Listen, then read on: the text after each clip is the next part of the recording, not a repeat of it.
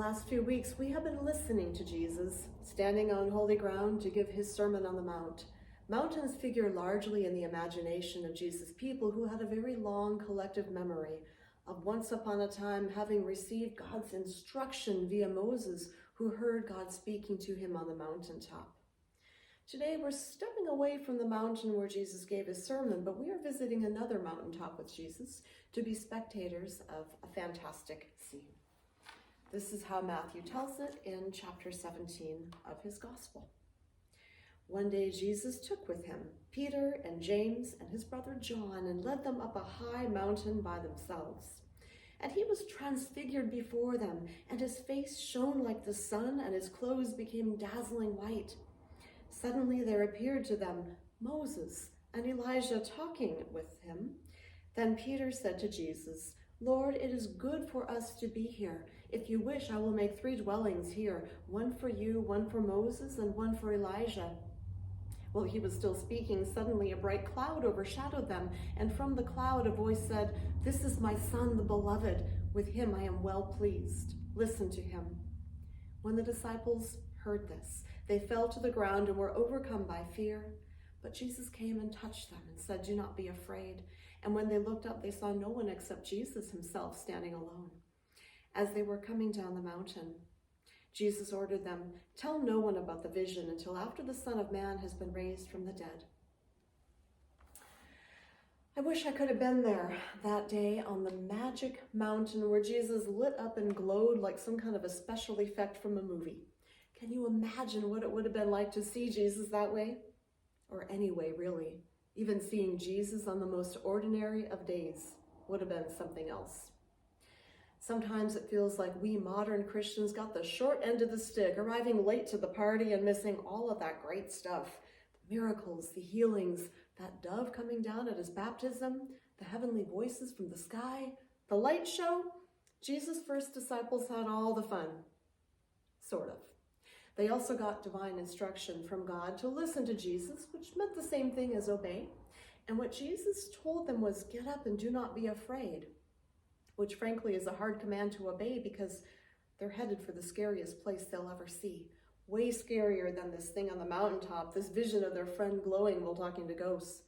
That was weird, scary, and cool, and pretty much the most awesome thing they'd ever seen in their lives, which is why Peter kind of didn't want it to end. Shall we build dwellings, so these ancient prophets, ghosts, or whatever it is can stay, and maybe we could all hang out here and worship? This place is so awesome, Peter said. I don't want to go back home. And Jesus says, "Sorry, kids, camp's over. We're going back down there. And don't be afraid." Should we be afraid? Oh, yeah, you should be afraid. But, says Jesus, you saw and you know the truth. You know who I am, and you know you should listen. What I'm telling you, said Jesus, is to get up and not be afraid. Oh, and by the way, don't share this story. Not yet. Not till I've been raised from death. Excuse me? Death? Yeah, said Jesus, that'll be the dark and scary part, but believe me, that won't be the end, and then you'll understand all of this better. And that's when you must share this story, to help people understand my part in this, how I fit into the tradition of God's prophets, Moses and Elijah. And that is when people will see that I'm God's true prophet, the Messiah. And then maybe they'll follow and really build this kingdom. But as for you, Peter and James and John, I'm showing you now so you'll be able to witness to the world how God transformed me from an ordinary person to this. And in the seeing, you've also been transformed, you, into the eyewitnesses of God's majesty. You'll never be the same. Because of your transformation, you'll go into the world to transform it by telling my story, to make more believers, followers, disciples, and they will live into the kingdom. This is going to change the world, changing how people live, making them more loving and forgiving, more merciful and kind and generous. Just try to picture this new kingdom we are building. See, you've had this vision, and in due time, you're going to be the eyewitness storytellers, bringing this dazzling light into the darkness of the world, all in due time. You'll know when it's the right time. And they did, didn't they? We heard Peter's eyewitness account of the story in his letter, which includes this poignant line. You will do well to be attentive to this as to a lamp shining in a dark place until the day dawns and the morning star rises in your hearts. What was that dark place that Peter is talking about? Be the persecution that Jesus' followers were facing in those days, and the ensuing despair and the overall low morale as they began to wonder, where is Jesus? When will he come back? Peter was speaking to a people living in relative darkness, encouraging them to keep their eyes focused on that lamp, lit with the Christ light that had dazzled Peter, James, and John that day and transformed them into disciples who couldn't keep silent about what they had witnessed. They would carry that lamp so that they could shine it for the transformation of their world, which is what disciples of Christ do, after all.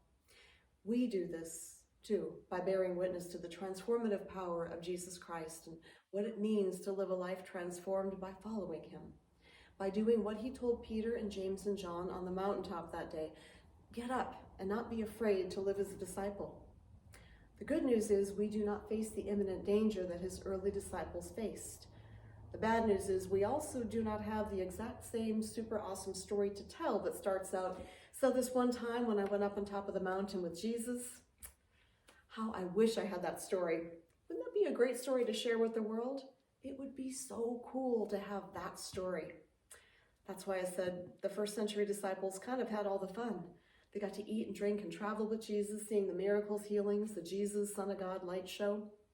I'm telling you, I wish I had been on that mountain. I wish I'd seen Jesus so I could tell you the story of his transformation and mine. But I do have stories. I can tell you about hospice nurses who drive through snowstorms on Christmas to bring comfort to someone whose earthly life is at its end. I can tell you about teachers who use their own money to buy food, clothing, and Christmas presents for children who would otherwise go without. I can tell you about pastors who retire from church ministry and move out of the beautiful, well-kept parsonage and into a sleeping bag in the park because they feel called to minister to a new congregation of unsheltered people. I can tell you about single moms who give up a huge chunk of their food budget and their weekend to buy, prepare, and serve a meal to dozens of people experiencing food insecurity.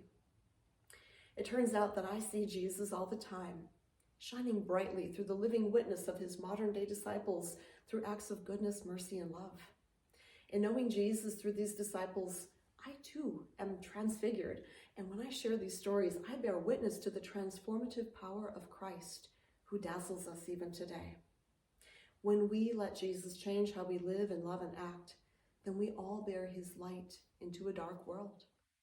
And we who are called his disciples, we are called to do just this because the world so desperately needs to see light and love and possibility.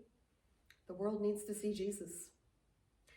I can picture him now shining brightly upon the mountaintop, lighting the way for all of us. And this is what he would tell us, his disciples. You have seen me. You know who I am. And now, can I get a witness? God bless and keep you. May God make God's face to shine on you and be gracious, gracious. May God bless and keep you. May God lift God's countenance on you and give peace, give you peace. Shalom, shalom.